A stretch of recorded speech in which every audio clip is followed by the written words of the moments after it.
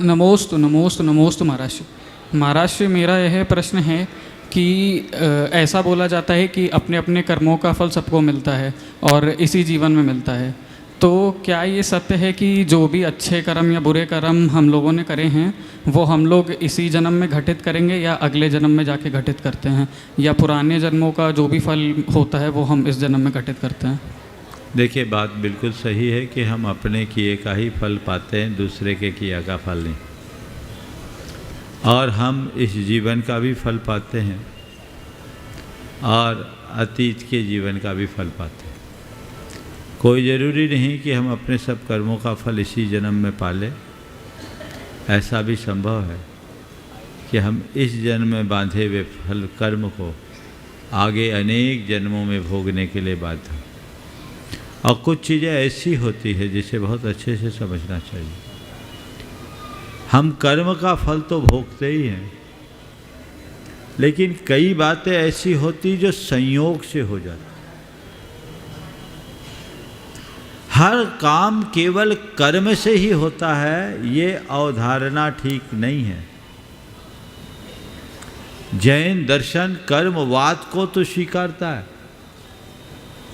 लेकिन केवल कर्मवाद को ही नहीं मानता। बहुत ध्यान से सुनना।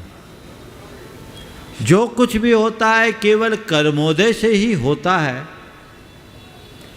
यह कथन एकांततः ठीक नहीं। कुछ घटनाएं संयोग से होती। पारसनाथ भगवान के ऊपर कमठ ने 10 भव तक लगातार उपसर्ग किया। अब कोई बताए कि वो उनके कौन से कर्म का फल था? है क्या हमारे पास कोई ऐसा कर्म? 10 भवों में तो उनका ऐसा कोई कृत्य दिखाई नहीं पड़ता कि पारसनाथ भगवान के जीव ने किया हो और उसका फल उनको मिला। फिर ये क्यों मिला? ये संयोग से मिला। रामचंद्र जी को वनवास हुआ। कोई बता सकता है क्या कि ये वनवास उन्हें किस कर्म के उदय से मिला? बहुतों ने पद्म पुराण पढ़ा है, श्री राम के चरित्र को पढ़ा है, लेकिन कोई नहीं बता सकता कि उनके वनवास का कारण क्या था।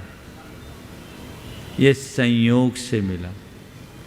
और एक और बात मैं सभी विज्ञजनों के चिंतन के लिए दे रहा हूं, थोड़ा ध्यान से सुनना। आदिनाथ भगवान को 6 महीने तक अंतराय हुआ। ऐसी लोक श्रुति है कि उन्होंने बैल के मुंह में मूषिका बांधी थी, पर बैल के मुंह में मूषिका उनने बांधी थी ऐसा कौन से ग्रंथ में और किस भाव में बांधी थी?